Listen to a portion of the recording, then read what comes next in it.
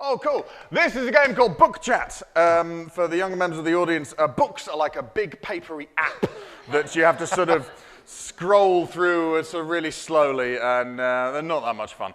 But what this is a very highbrow interview show where Chris is going to be the host of this show, and he's going to be interviewing Phil, who is the author of the latest best-selling new book. Now, we're going to need a title for that book, one that hasn't been written, a brand new title that you think would make an excellent book. And what's going to happen is I'm going to be the little person in the corner of the screen, very, very late at night, making sure that everyone can understand it. Unfortunately, I don't speak any type of silent language, so I'm going to have to just make do with what I can for the signing. But what book has Phil just written? Written a whole book called International Women's Day and released it a week after it happened. Typical man. Right, girls? Yep. International Women's Day, it's a lovely thought. Do we have any other thoughts?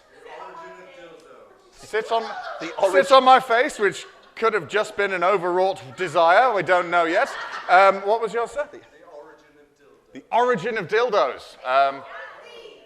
We are, I mean, this is a very, very sort of empowered audience, and I'm here for it. Well, sir, sit on my international woman's face. I don't know how that's going to work. I've always thought of you as an international woman, Phil, so let's see. Let's see how we can sit on my international woman's face. The new bestseller. Hello, good evening, and welcome to Book Chat, the show where we meet an author who has a new book out, sometimes controversial, but we'll find out right now. With me is Professor Higgins with your new book. Tell us the title of your new book. It's called Sit on My International Woman's Day Face. Sit on your International Woman's Day face. oh, just fire phlegm on it. I'm so sorry. I found it so amusing I had to spit on you. Which I've never done before to a woman, I've got to say. Anyway, your book. Yes. Where does the origin begin? How did you come up with this book? Why? Oh, let me tell you. Yeah, please do. I was marauding around the Balearic Islands. Ibiza was my favorite of them all. I'd be partying until the early hours, taking drugs of the pill variety and the nose, and I even took one up the bottom. A drug.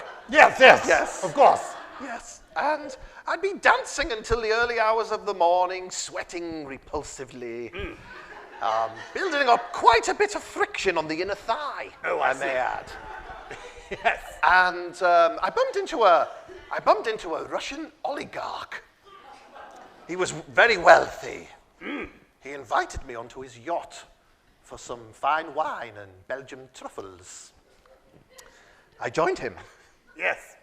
And this is what really got me thinking about writing this book, International Sit on My Face Woman's Day. I mean, I can see why it would get Yes. you thinking about that. Yes. Now, did he sit on your face, or you sat on his face, or who did the face sitting?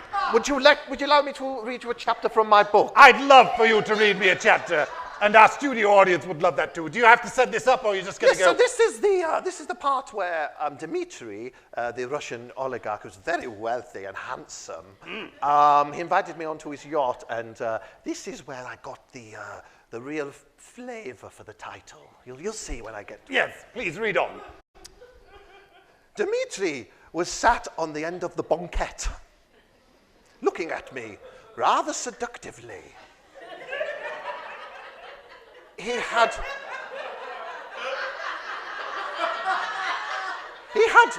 lots and lots of rubles tucked into his underpants.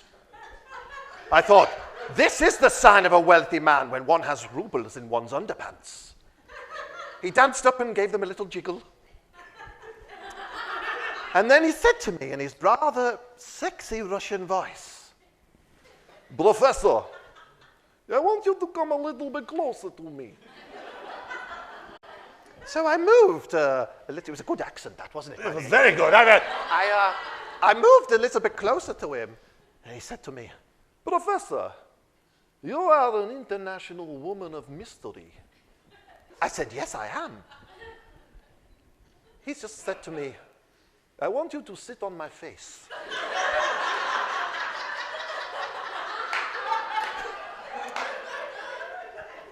I was thrown by the suggestion, but then he took out more money, this time American dollars, thousands of it, and he started throwing it at me, saying, sit on my face, you international slag. Now, I couldn't resist A, money, B, Russian oligarchs, C, a yacht, and D, perching one's anus on a man's face. So I did it. You did it all. I did it. Then I went home the next day, and I thought, I'm going to write a book about this experience. And then the next sort of 5 chapters are just about me seducing various rich men on tropical islands and squatting profusively onto their face. I mean, it's a wonderful book, and I'm sure it'll do very well, very well. Our studio audience will rush out and buy a copy, I know they will. Now, your next book, before you go, the next book you're working on is an absolute, this sounds riveting to me. Can you tell us a quick title and what it's roughly about? Yes, it's called The Royal Rimmer of Oldham.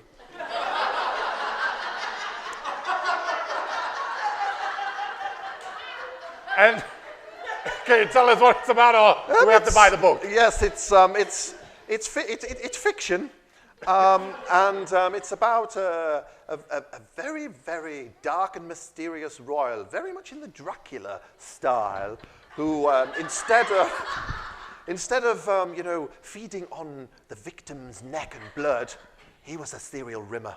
I see. In the Oldham area. In the Oldham area. And we all know how mucky the Northwest arseholes are. Indeed, well, I'm afraid that's all we've got time for our book chat. Thank you very much. Good night. Oh, dear.